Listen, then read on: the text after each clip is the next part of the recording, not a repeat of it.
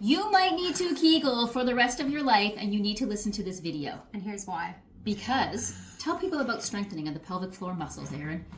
So whenever we start to try to build strength in a muscle, we have a curve that goes up. And so when you first start doing strengthening exercises, the nerves that control that muscle start to like communicate with the muscle better. So that's why when you go to the gym for like 7 days, you're like, I'm already feeling stronger. That's not true change in the muscle. That's a neurological adaptation that happens so that the nerve and the muscle are starting to communicate better. You feel stronger, but It's you haven't wiring better. grown your muscle. Yeah. Got it. Okay? That takes time. And that's why when I tell people we need to go do this for 3-4 months at a pretty consistent basis in order for us to continue to increase strength. So when you get to the peak of your curve, so when you've strengthened enough that like your symptoms go away, you've met your goals, whatever that might be. You've grown your muscle. You've grown your muscle, you've changed your muscle. I wouldn't even say grown because hypertrophy is really tough to do, but that can happen. But the muscle has changed in a positive way. Got it. You get to the top of the curve, and that's what's called maintenance. Womp womp. Nobody likes me because they're like, Eryn, am I going to have to do these exercises for the rest of my life? And I say, absolutely you are. Wah. So, why, Eryn? Why do I have to keep Kegeling if I need more strength? Because if muscles don't have continuous signaling input, aka your exercises, Okay. and it can be at the same level. It doesn't necessarily need to be progressively overloaded if you want to just stay where you are. Okay? I'm dropping bones. That's a bone. Good. If we don't continue giving that muscle stimulus, you're going to start to slide back down the curve. Okay.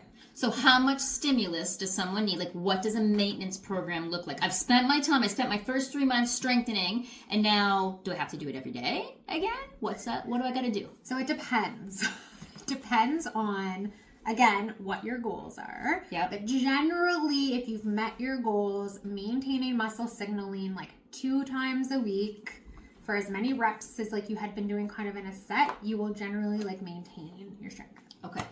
I'm being very general. And that's true with all muscles. Exercise physiologists. Not just pelvic floor muscles. Correct. It's all muscles. Yes. Okay, so it's not our fault, is what you're saying. It's a lot easier to maintain than it is to build. Okay.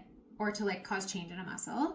And if you want to continuously keep improving a muscle even more, that can be even harder to do too. Right. Okay, so for you that don't know what Kegels are the kind of layperson term, was named after Dr. Kegel, of squeezing the muscles between your legs, which are these muscles, which I'm showing off because I've got a new pelvis. There's a whole story behind it. Yeah, anyways, we'll do a video about that later. But these are the pelvic floor muscles. So I actually don't even know what parts can come off. Oh yeah, okay, so this comes apart this way. You guys can learn with me. I have a part too. This starts the pubic bone in the front, slings between the legs, and attaches to the tailbone in the back. That's your pelvic floor. There is one on either side. Left and right. Left and right. Erin's got the bladder, vagina, and uterus in there. So we need these to be... And the rectum.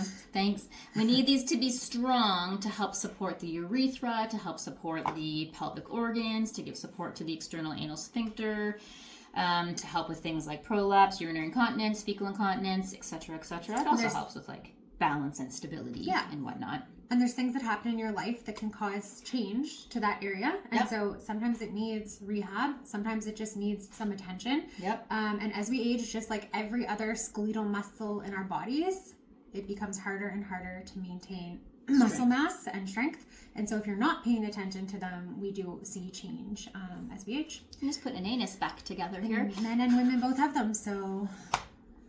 Anything else we should mention about this? Oh, I usually like to tell people that we try to make the pelvic floor training like as seamless with their lifestyle as possible. So you don't need to be dedicating 30 minutes every day. Like we try to give very like this is not your quad or your hamstring. What? It's like you should be able to get your pelvic floor training done in like 2 minutes a day, right? Like 2 minutes at a time, right? Yeah. So if you are confused on how to do a good Kegel, if you don't know what a Kegel is at all, if you have pain or any other symptoms and think maybe you shouldn't be Kegeling, or if you want to work on a maintenance program, then you should come in and see a pelvic floor physio. And a good point is like everyone's goals are different, but we do have some baselines that we have as pelvic floor physios that we like to see kind of everybody at just for like day-to-day life and good confidence. For healthy aging too. Yeah. Habits. So see your local pelvic floor If you don't know what your baselines are, come and find out now. And if you're scared to come in for the first time, book a virtual appointment. We can like do a lot of coaching, a lot of education, and then once you get to know us and love us, you can come in person. Bye.